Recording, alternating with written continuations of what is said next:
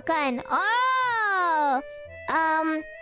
Turns out the third brother ate it. Statementnya, apa-apa barang kat peti sejuk adalah milik umum. So basically, generally, it should be known that whatever's in the fridge, it belongs to the general public. So sejak tu aku anak bungsu nombor 5 pun pakai konsep tu. Haha.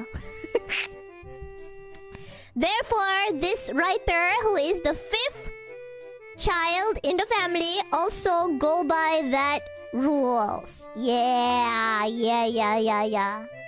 Milik umum. Bukan milih ya. Bukan milih ya, Mochi Viper. Milik. Yeah. Do you guys agree that? Do you guys have these rules? Do you guys have these rules?